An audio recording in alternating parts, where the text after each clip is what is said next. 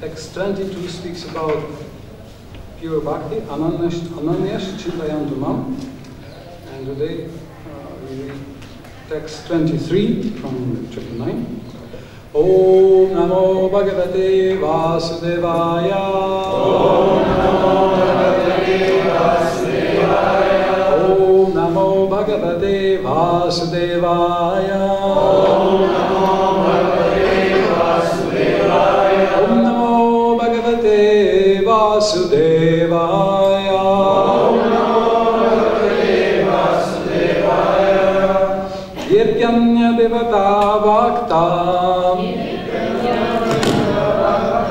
Yetyanya devata bhakta.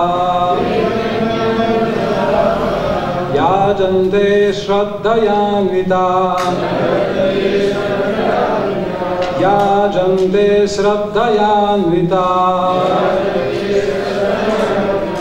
Tebi mameva kaunteya.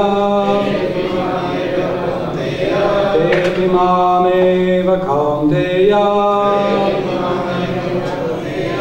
Yajantya vidipurvakam. Yajantya vidipurvakam. Yetyanya devata bhakta. Yajante shraddhayanvita.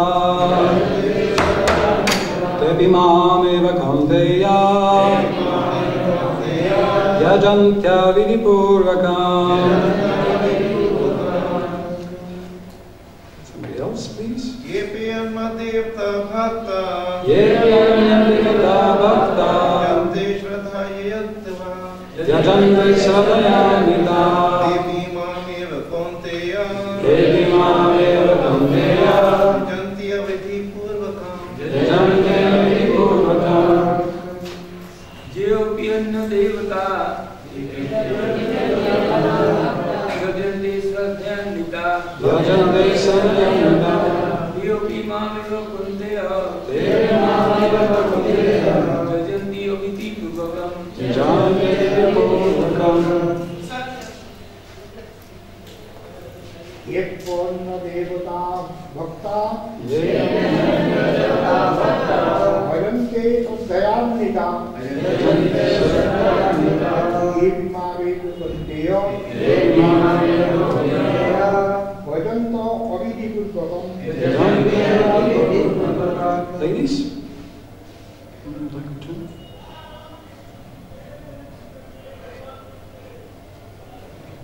Yetyanya devata bhakta.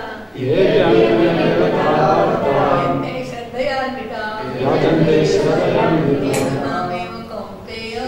Devi mameva kaunteya. Yajanta vidipurvakam. Yajante vidipurvakam. Yetyanya devata bhakta. Yetyanya devata bhakta.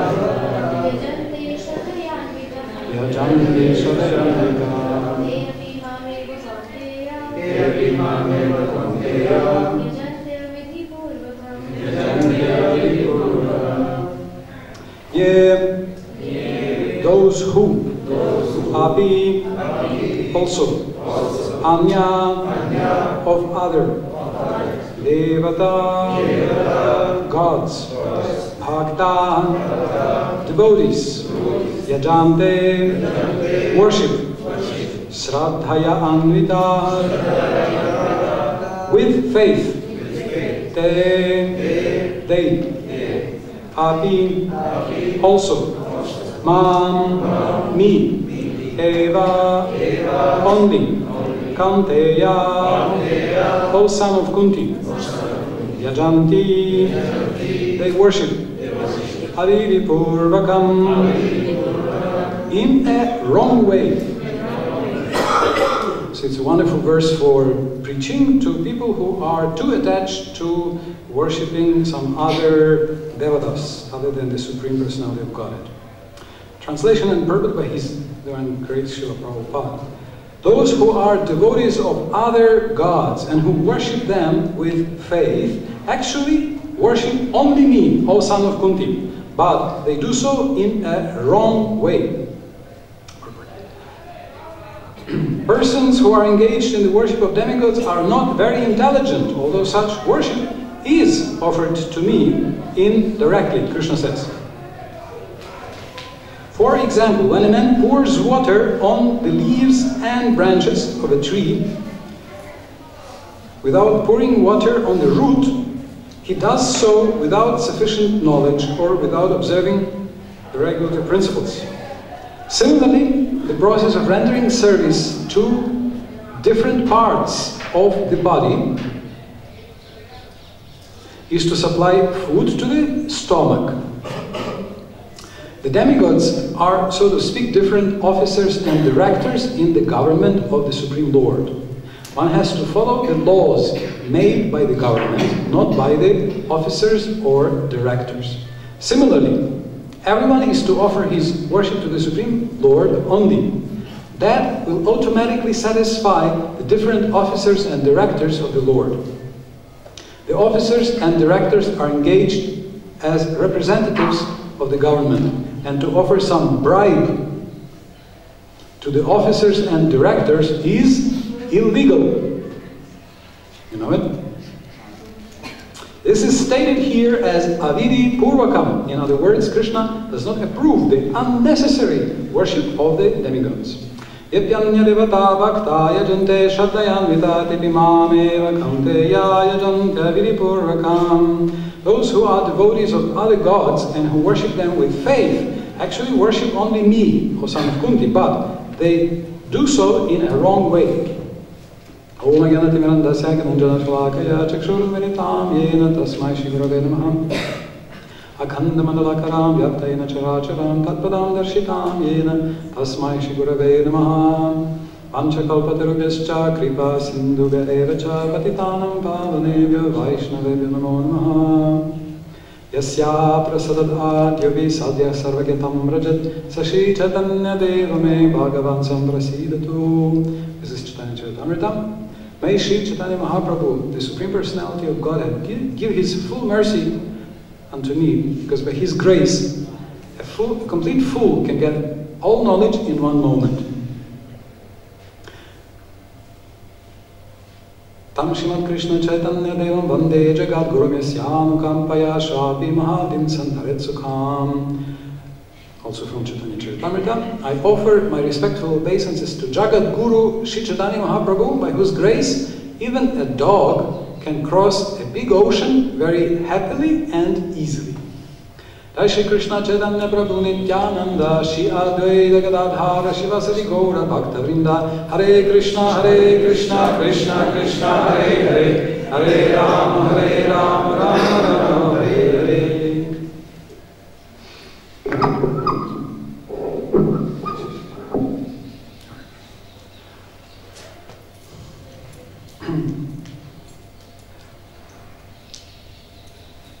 In the Bhagavatam, many times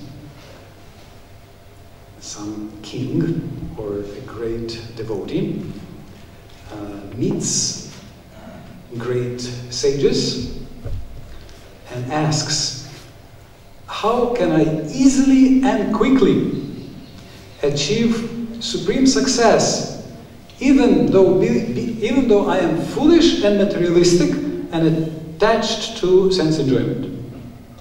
And several times they ask such a question.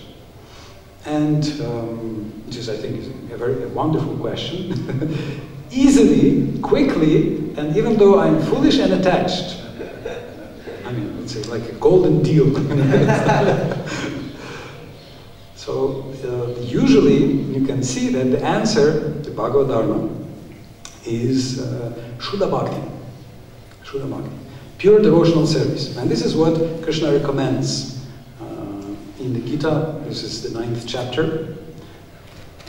You can see that it's called the most confidential knowledge. So it speaks about pure bhakti, pure devotional service, as the best method for everybody.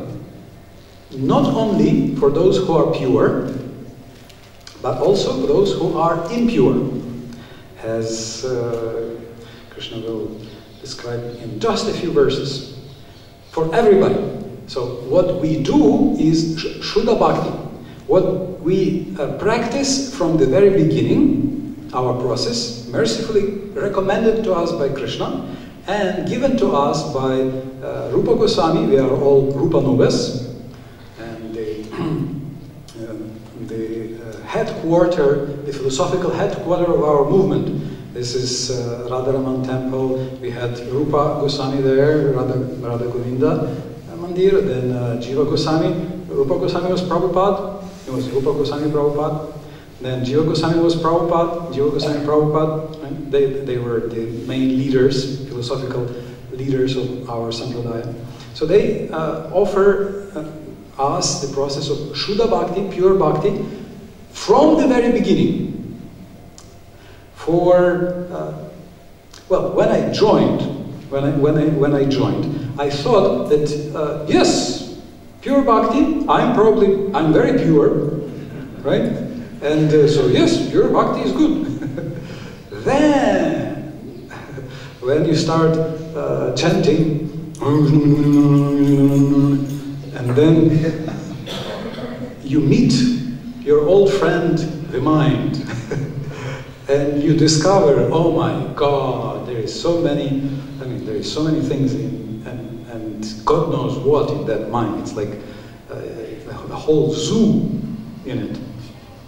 Yes, and then I think that, no, I'm not a pure devotee. And oftentimes also, unfortunately, we see this as our preaching, that who is a pure devotee?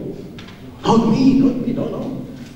Raise your hands, who is a pure devotee? No, nobody dare raise your hand, because pure devotee, this is only, maybe Prabhupada or something like this, which is humble, of course.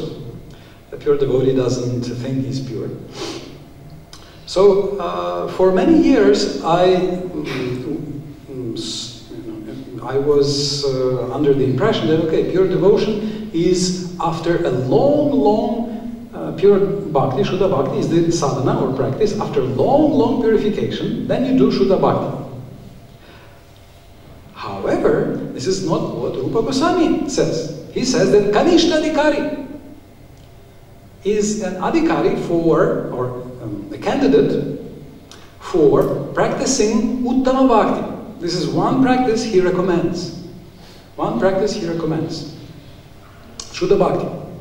And when I heard this for many years, I thought, ooh, I should practice Shuddha Bhakti. Oh, it's like, it probably means I should eat, 5 chickpeas a day, 5 pieces of chana a day, and maybe 2 dry rotis a day, and sleep 2 hours, chant 3 lakhs, okay, 2 lakhs. Okay, 1 lakh at least. And then maybe that's something close to Shuddha Bhakti. So it felt like, oh, I'm not ready for that. Yes. Do you also have such a feeling? By your faces, I see that some of you have such a feeling. You must practice pure devotion. Ooh.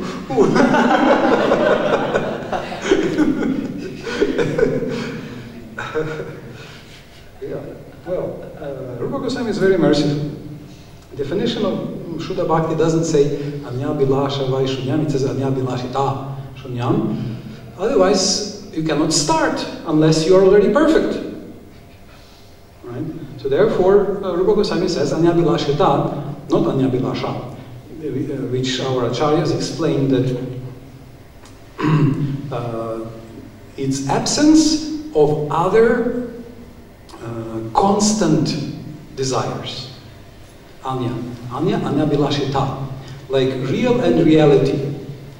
Yes, Abhilasha, aim or Abhilash, Abhilash, strong desire. And Anya Bilashita is if it's always my strong desire.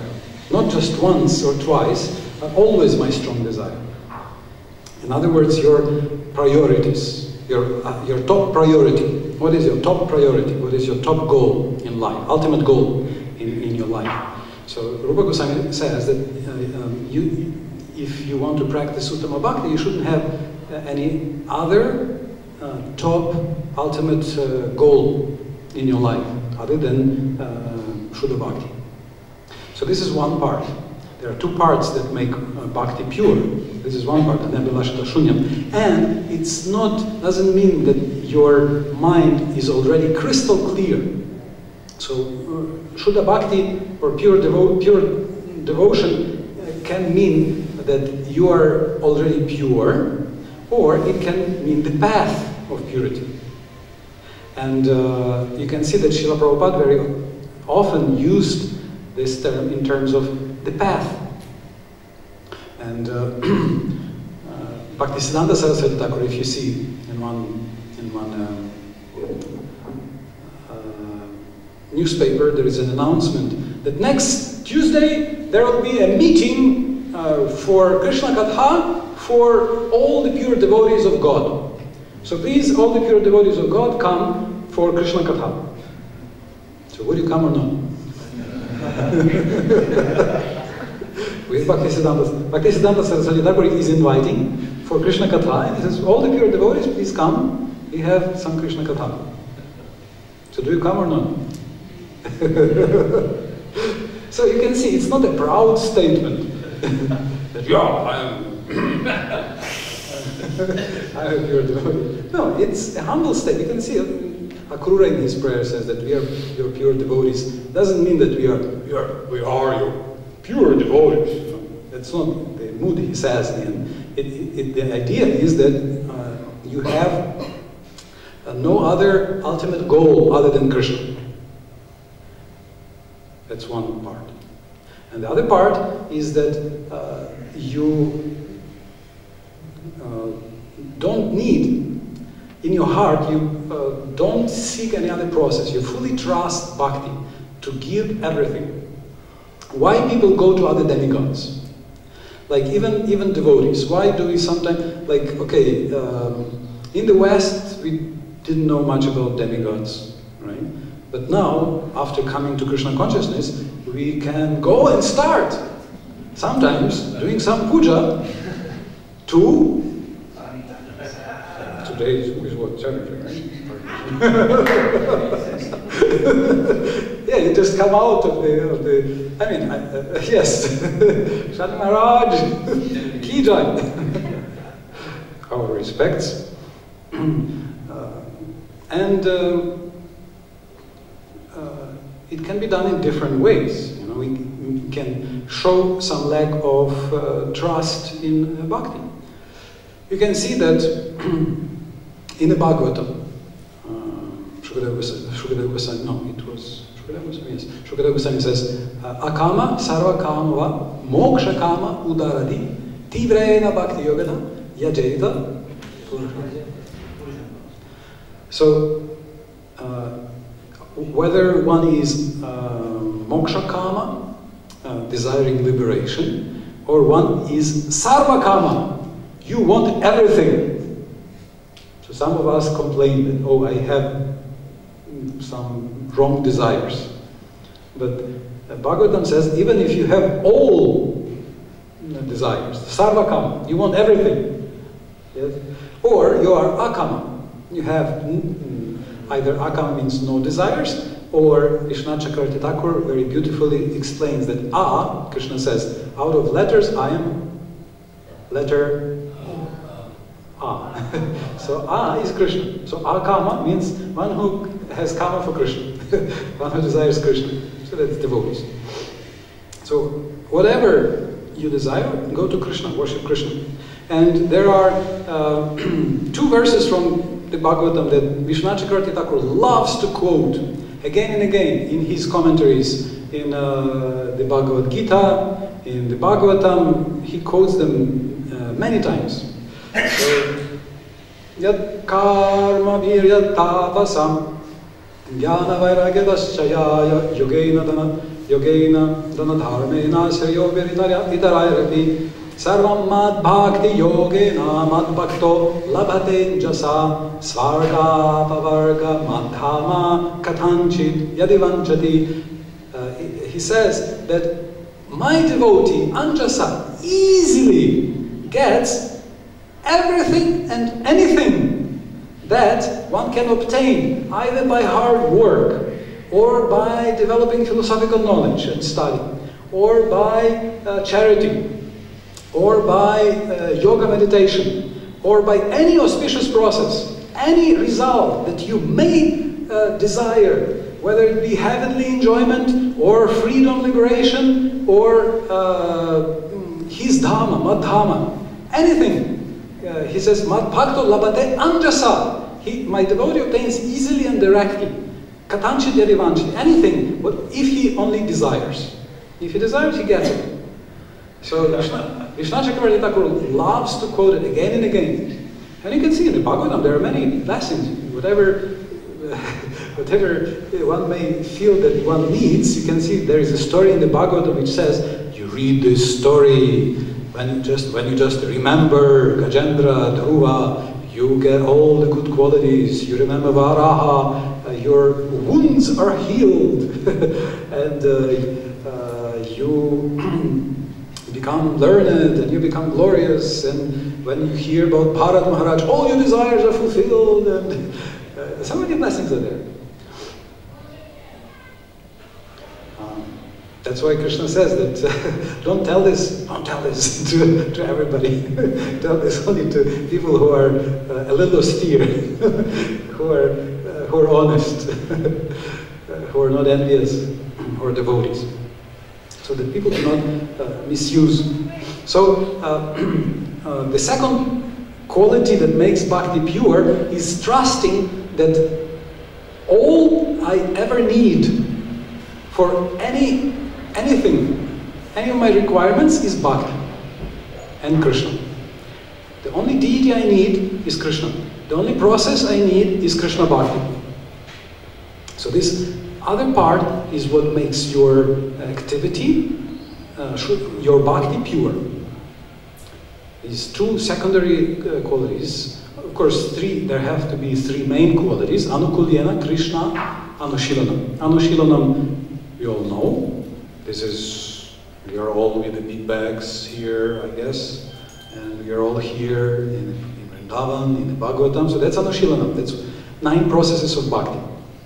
But there also has to be Krishna. We have to know that we are worshipping Krishna, the absolute truth, the sweetest, the most beautiful, the most attractive, the most funny, the most honorable.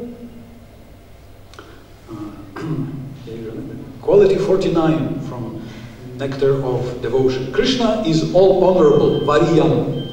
So on one busy day, a door guard in Krishna's palace says, respected Brahma and Lord Shiva, can you please sit on this bench near the door? Krishna is busy now. Dear Indra, please pray silently. Don't make so much noise. And dear Varuna, please go home. Krishna will have no time today for you. This is, they are all coming to Krishna. That's chapter 22 of Nectar of Devotion. One of the uddipans, stimulants for love of Krishna. So, Krishna is the absolute truth. And the third most important part of bhakti is Anukulyena. It's favorable. You not only do bhakti, you also want Krishna to be happy. You want Krishna to be happy. Not that, okay, they told me, my temple commander told me, okay, Hare Krishna, Hare Krishna, Krishna Krishna, Hare Ram, Hare Ram. Okay, there, done. No, means actually it's the most subtle part to add. Yes, that not only I do this, but I also do this so that you are pleased. I also want you to, not only I do what pleases you, but I also want you to be pleased. But then 2 more is have no other ultimate goal, and trust bhakti fully. Last year on Govardhan retreat, I gave a whole seminar on that. It's on our VHE website, vhe.org, you can get it. And you can study Bhakti Rasamrita Sindhu with Jiva Goswami and Vishwanath Chakravarti Thakur's commentaries. I think it's hard to overemphasize these points. So for many years, I actually honestly thought that we should practice Mishra Bhakti. Because Shuddha Bhakti is so difficult, I thought. Yeah? You have to be so pure. You have to give up everything in your, you have to have no desires. How can I do? I have so many other desires. Of course, I'm not pure. I'm definitely not pure. 100%, I'm not pure. And so, how can I do pure bhakti? I cannot. So therefore, a mistake is made. A mistake thinking, if I don't purify myself by bhakti, then by what am I purified? It means I have to take some other process. Either karma, yoga, varnashram dharma, jnana yoga. Trying to understand. So first I will realize I'm spirit, and then I will do bhakti. First I will become pure, and then I will do bhakti. It has to be heavenly music first. Yes? Telling, yes, you're ready. Angels should come. And then I'll do pure bhakti. Akashvani.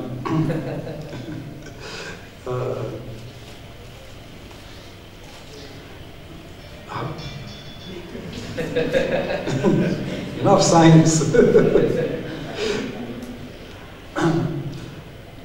However, you can see that Krishna and Rupa Goswami, they invite everybody to perform pure bhakti.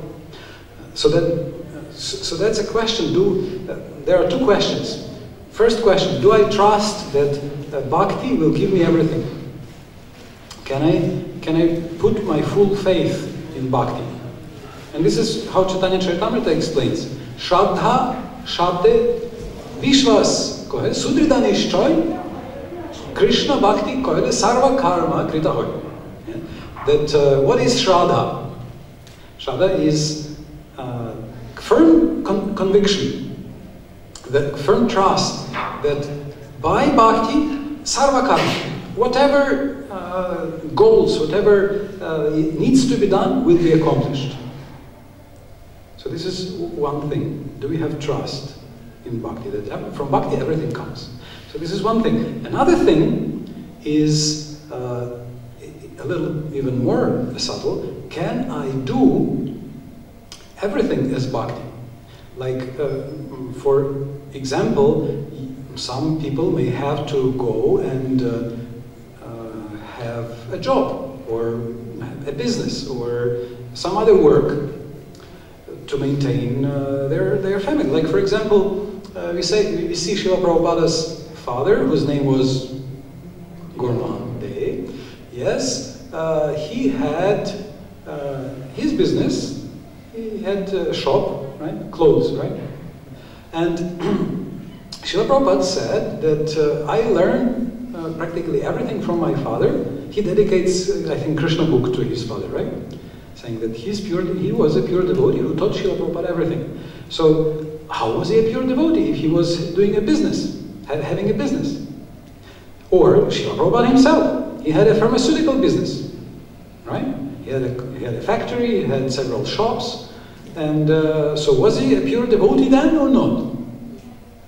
Of course, we are convinced that and we know that he was, and there, this is a very subtle thing, because there you can see that how did he do this? Not only by his money, he maintained several temples. He maintained Prayag Gaudiya Math. He maintained, he did a lot for Bombay. Even somebody suggested make him the temple president.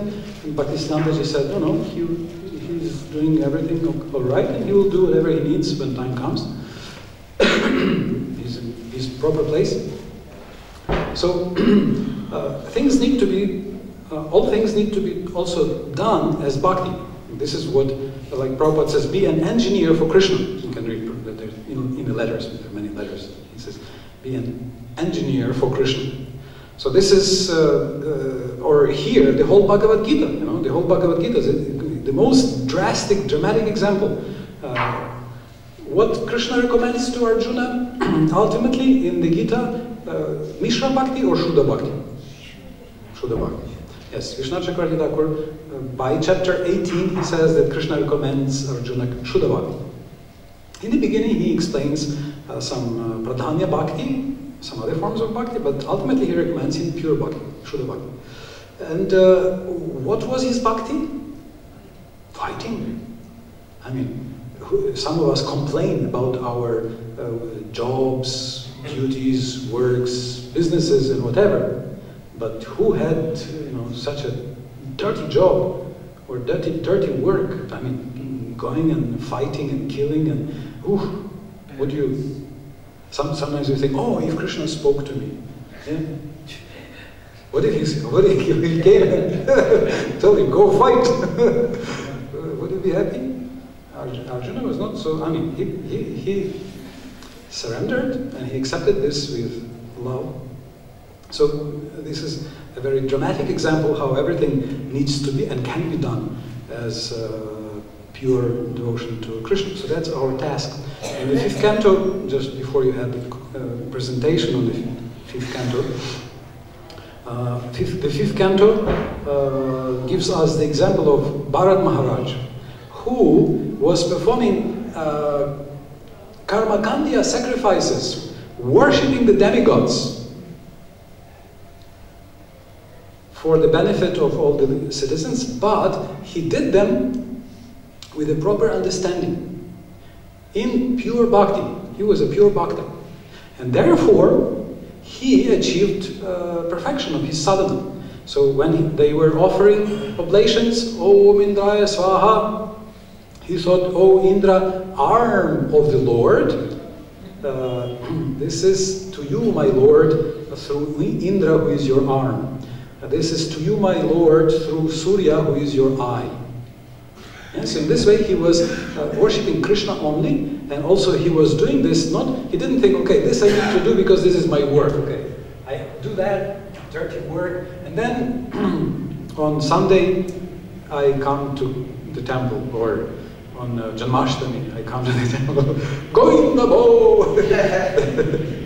And no, everything, he did everything as bhakti.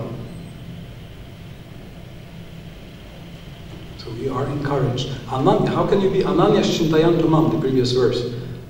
Having Ananya, no other object of worship and no other meditation, Chintaya, no Ananyas Chintayantu Mam. So always thinking, this is for you, Krishna. This is for you, Krishna. So putting full trust in Krishna and doing everything for Krishna. Another example, I remember some 20 years ago, more than 20 years ago, on my way to Vrindavan, I met Bibi Govinda Maharaj, Bhakti Bringa Govinda Maharaj, and I traveled with him a little bit as his secretary, and then I asked him, I do Surya Namaskar. Any of you is doing Surya Namaskar here? Yeah, good. So I said, isn't that Surya worship? Isn't that against our... Narottam Das Thakur says, don't have any other deities, no other devil, only Krishna. So don't you, so is it okay to do Surya Namaskar? Just to keep the body together, otherwise it falls apart. And Bhakti Bringa Govinda Maharaj, being in ecstasy, as he always is, he said, oh yeah, Gopis and Radharani also worship Surya every day. It's bona fide. He connected this. And we see, Prabhupada gives this also as an example, that they went to Katyayani, that just finished recently. In the morning, you feel the cold. Yeah? So just imagine, they go before sunrise to take bath in the Yamuna. Actually, no, there are there's one Mataji here who goes there every day, 6 o'clock, takes bath in the Yamuna. Older Mataji from St. Petersburg. so it's very cold, and they were worshipping Katyayani Mahamaye. Yeah, there's a temple there. But was it some mixed bhakti, or was it not a pure devotion? No, because they worshipped her as a Vaishnavi, and they worshipped her for achieving Krishna, for pleasing Krishna and for achieving Krishna. So this is a very important lesson for us, that anything we do, we need to do as Shuddha Bhakti, and it will be Shuddha Bhakti if it's first of all Bhakti, done to make Krishna happy. If we actually want Krishna to be happy, we accept that Krishna is my friend, not Krishna is my punisher. He's just watching and just waiting for you to make a mistake, and then as soon as you make one little mistake, aha! No, he's the kindest person. Savai priyatamash chatma yato nabhayaman vapi. Narada Muni says, he's the dearmost friend of every soul. Priyatama, the dearmost friend.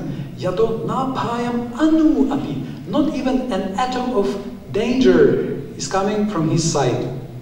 And iti veda savai vidvan. You know this, you know everything. You know this, you're a real scholar. Yovidvansa gurur hari. You know this, if you know this, you're a guru. You know this, you're always with Hari, with Krishna. If you know what? That Krishna is... Kindest friend. Yes, Krishna is our kindest friend. So, this is one of the 9 processes we are all recommended by Prahlad to cultivate, Sakyam. Yes. Doesn't mean we have a rasa, but in every rasa we are friendly. We think, we cultivate friendly thoughts about Krishna. I mean, isn't this a nice practice? So next time you chant or go to the temple or take Gita into your hands, remember Krishna is my best friend. Meaning your best friend.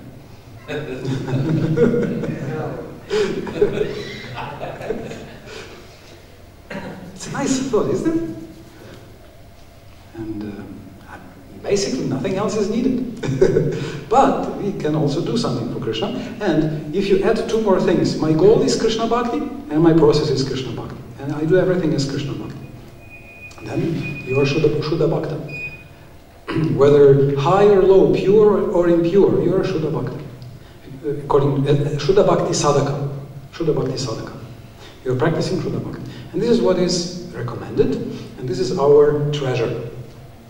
Generously given to us by Srila Prabhupada, by Srila Rupa Goswami, by our Guru Parampara, and which is shining from the Gita, the most confidential knowledge. So this is the secret of all secrets. Krishna is your friend, and we need only bhakti. And also everything we do, we need to do as bhakti, and can do as bhakti. Hare Krishna. Questions, comments?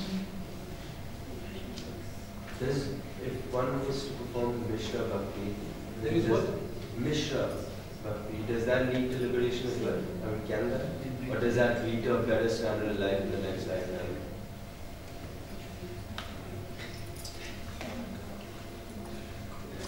Does Mishra Bhakti lead to liberation or to a better standard of life?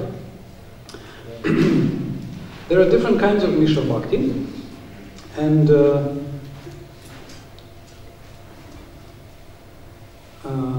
they bring to Vaikuntha. They can bring to Vaikuntha, according to Vishwanath Chakravarti Thakur. they can bring to Vaikuntha. But maybe Salokya, not necessarily some very close association with Krishna.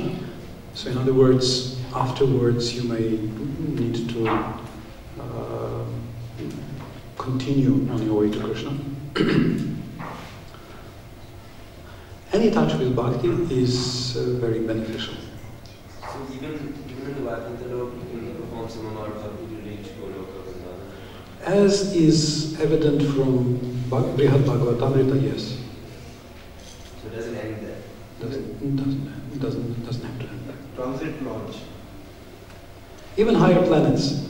You can read in the Gita 8:16, Srila Prabhupada quotes Baldevi Debhushan, that only non-devotees fall down back. But devotees, if they continue with Krishna consciousness, they go up. It's non-devotees, karmis, who up and down. But devotees can go up. But it's a very, very long way. So it's a very long way. And also dangerous, you're still in the material world, so therefore it's not so safe. And again, are you planning for Mishra Bhakti that you're you're just hedging your bets? Okay. I'm joking. But what I wanted to say is that this is oftentimes a misconception that Shuddha Bhakti has to be super austere, painful. But you're already austere. Look, you have no socks, no sweater in this weather. But this is sometimes a misconception. It's basically the question of two decisions. It's just two decisions. My goal is Krishna, and my process is Krishna Bhakti. Bas. Can you make these two decisions? And sadhana means, abhyas, practice means that I make this decision, and then I feel, yes, I am great. Oops. Oh, sorry, no. I am Krishna Das. So practice means we make them, and again we make them, and we slip. It slips away. Again we set. This is a goal. So until, that's called anartha nivritti, and until we are nishtha, until we are really focused, then we have to bring back, and remake, not to give up after doing this once. Of course, even once is wonderful, but we will advance. The better, the more often we bring. That's why we have every day this program. That's why we discuss it every day. Srimad Bhagavatam. Madhavananda Prabhu in one of his Krishna Kathamrita magazines, he said, we have searched for the enemy and found the enemy, and the enemy is us. No one is a more dangerous enemy than ourselves. But then he says, so what's the way? We take to Krishna, to the Krishna conscious process, and we use the spiritual process to advance our material, some new invented material desires. Name, fame, glory, profit, whatever. Yes? I am a big devotee. Pratishta, yes. I am this, I am that. So therefore he says what to do. And then he says, well, Srila Prabhupada very kindly has given us the Bhagavatam and the holy name. So if we continue with these two, Bhagavatam and the holy name, together, we will be in. Sorry.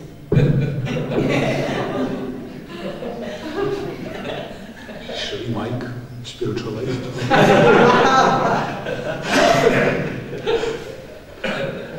Then we will be reminded and therefore can set our goal correctly.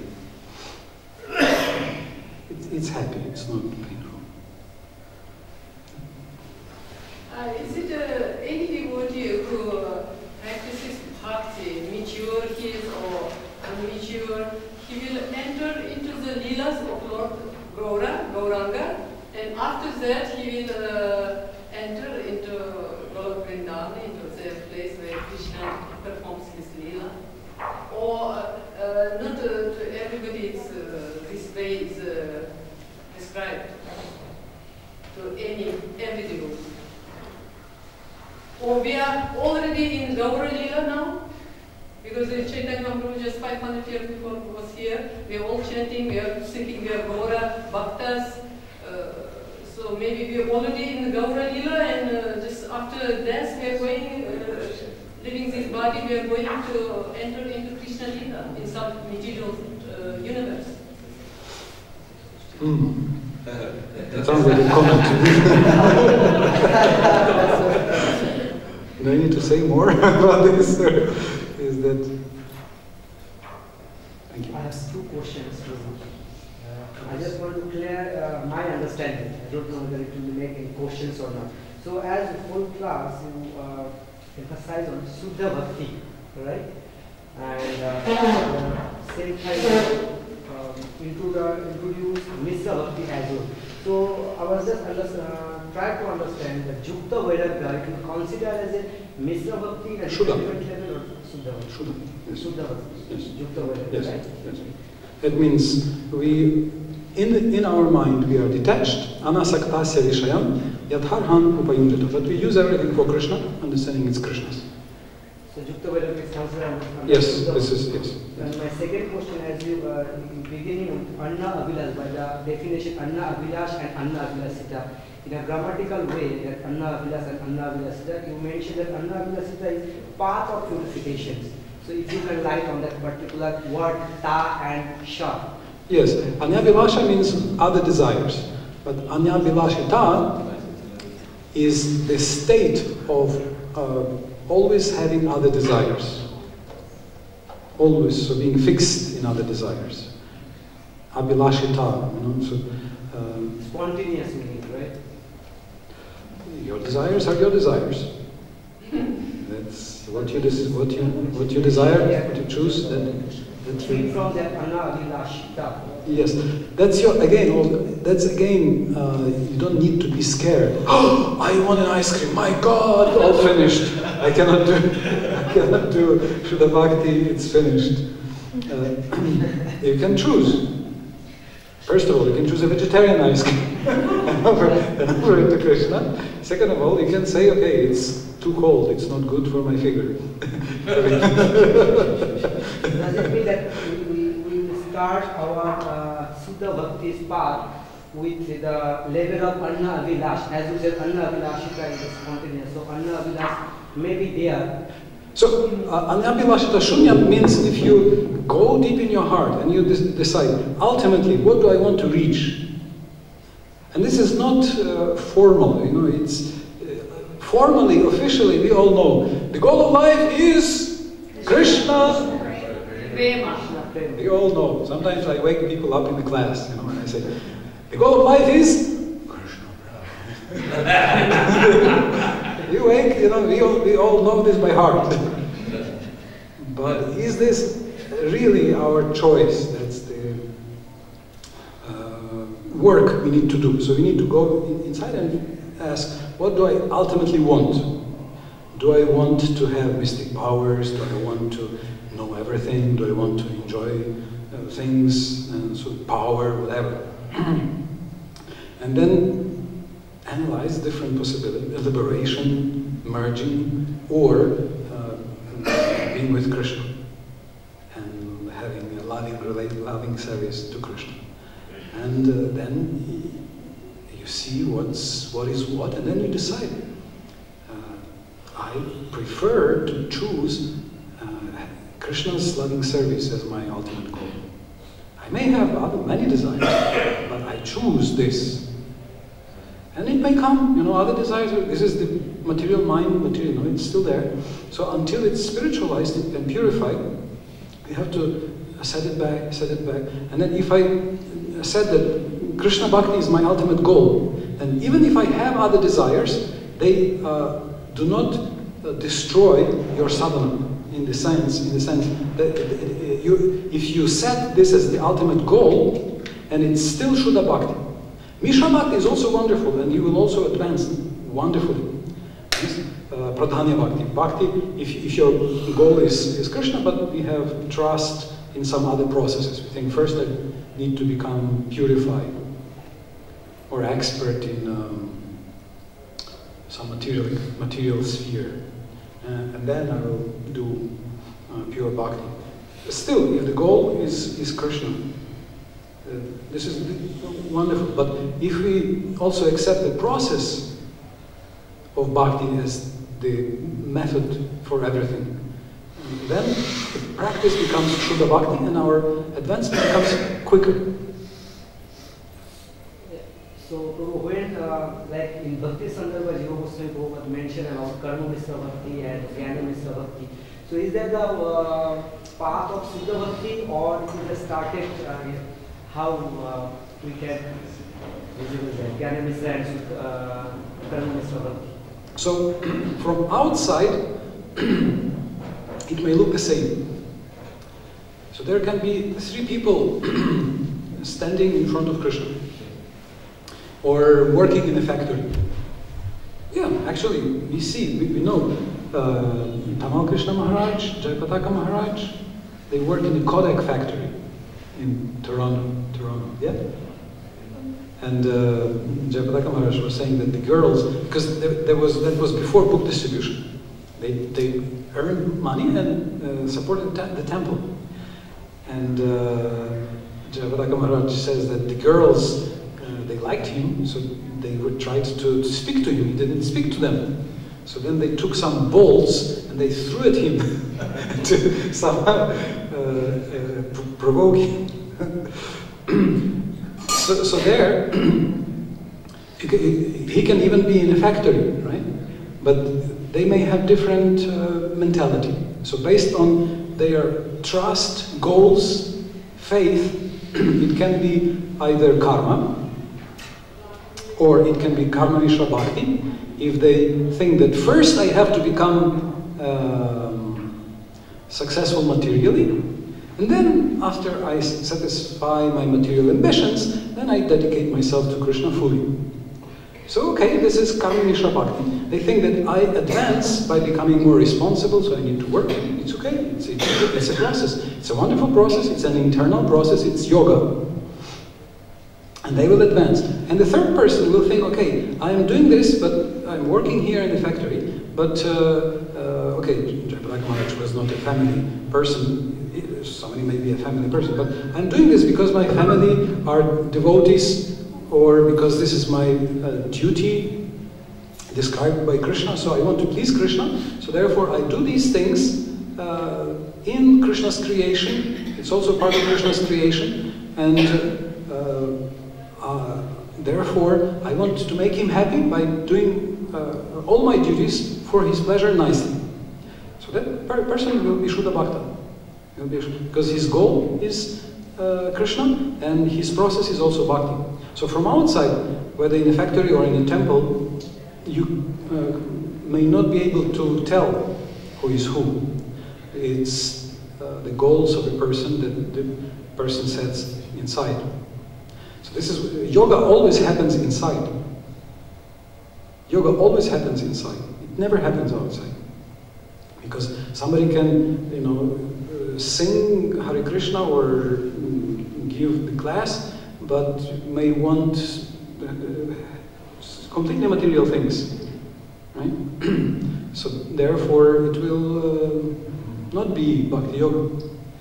So how recognize the Shuddha Bhakta? I want to associate with them. Only with Shuddha Bhakta I want to associate. How to recognize them? Takes one to know one. Can you ask your friend? Rybak rybaka vidit izdaleka. Takes one to know one. And even then, we see that sometimes even Shuddha Bhaktas are too generous. We see Putana came, and everybody thought she's a pure devotee. Everybody thought she wants to feed Krishna. Or Shankachuda came, and they thought he's a great bhakta because he's shining with his with his chudamani, with his jewel. So therefore, we usually can recognize something to the level that we are, but we are respectful to everybody. We are respectful to everybody. And there is one simple way, if you want to associate only with Shuddha Bhaktas. If somebody comes to them, you tell them, Hare Krishna, let's read the Bhagavad Gita a little bit.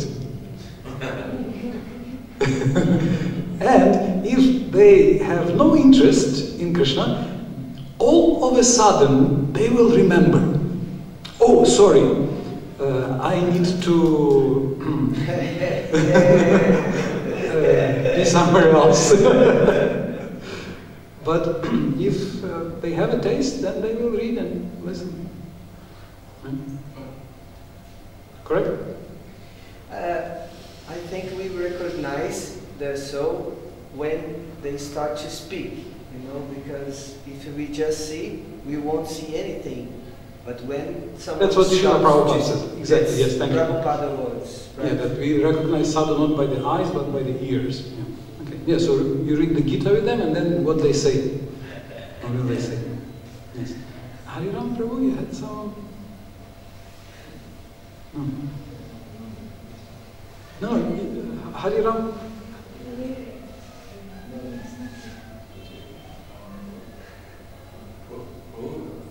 He was saying like Arjuna, he was a warrior and he had to fight. I just came back from a Christmas marathon. I met a soldier on the street, and he said to me, "I killed someone." And I said, "What is my destination?" And I didn't know exactly what I should say to him. What is your understanding of persons that are in battle as their occupational duty, and not being instructed by Krishna or by their guru to fight? What is their position? Yeah, this is a good question. So a soldier killed somebody. And he was a good-hearted man, but he was feeling bad. Good-hearted man. Yes. So he took a Gita.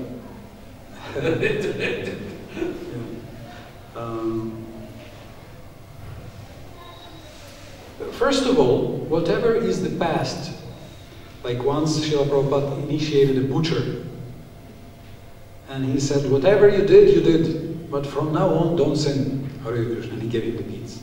He initiated a butcher, right? Accepted him as a disciple.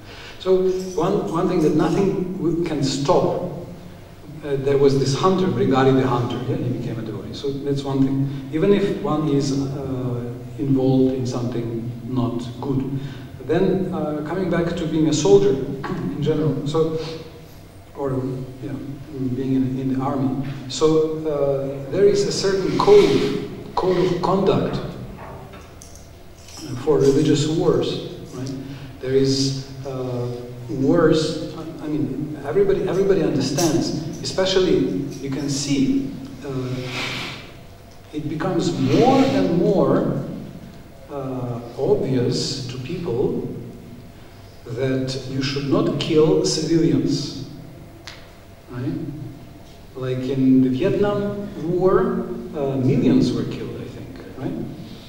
Then in Afghanistan, some thousands were killed. And in Iraq, 3,000 were killed. Civilians. Civilians. I mean, by the army, as far as I understand. And